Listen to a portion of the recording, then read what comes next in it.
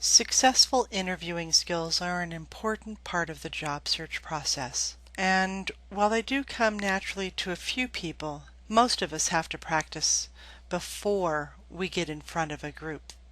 It helps to have an idea of what questions are going to be asked of you. And traditionally, there are some questions you can pretty much count on. Tell me about yourself is an important one.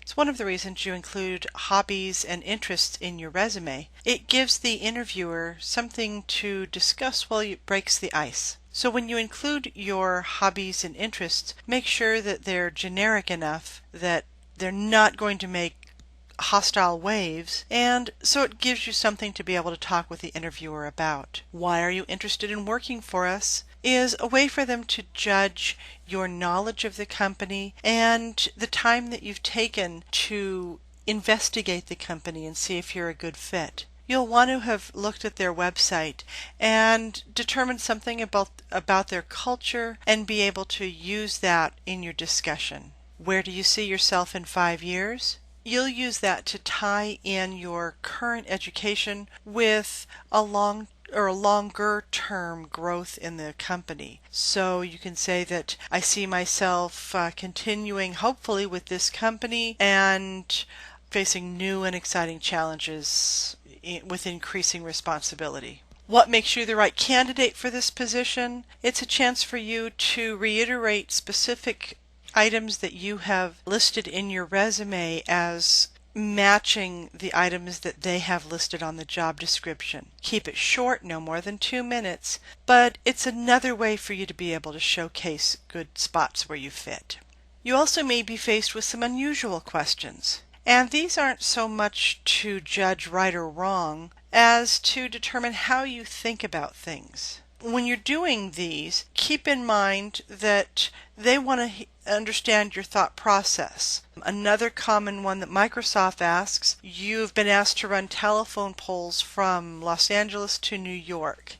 How many telephone poles will it take? The answer isn't as critical as the process that you take to get there. So for example, you'd say 3,000 miles or thereabout, and you're going to have let's say 5, that for math purposes make it easy, 5 telephone poles per mile.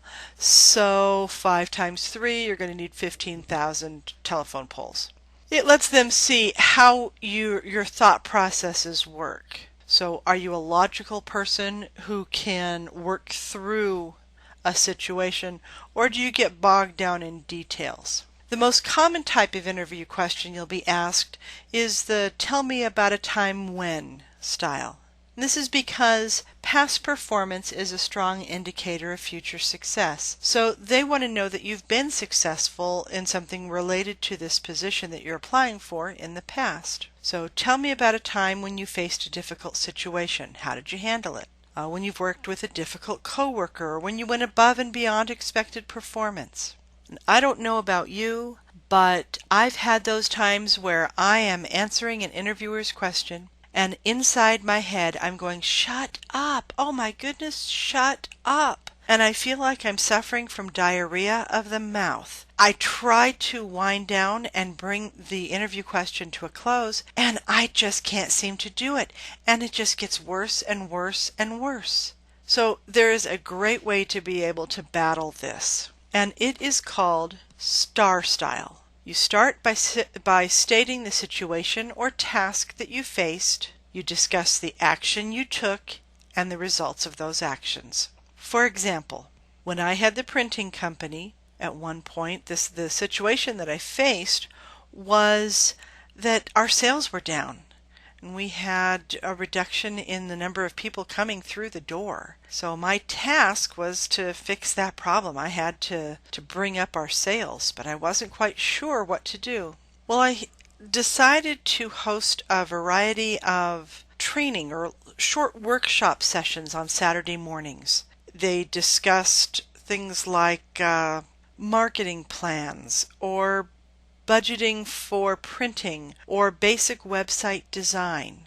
They were never anything too involved, but it gave people some ideas as far as how they might be able to better use the limited money they have in their business budget. We always had breakfast, just donuts or something easy, and then at the end there was time to be able to network with the other business owners that had come to the session. Well, the result was that at the end of every week's presentation, we got more orders. And as people learned about the workshops, we had more and more people attending. And they really appreciated the opportunity to network with each other because it gave them an opportunity to discover other businesses and to market their business to other people. So it was a win-win opportunity all around. So for your Portfolio 10 project, it's your turn to write a STAR formatted paragraph. Explain a difficult situation that you faced at work, at a volunteer job, or at school. Discuss the situation or task that you faced. List the action that you took to resolve the issue, and then discuss the results of your actions. You'll type it up, submit it as an attachment, and it'll go in your Portfolio 10 folder.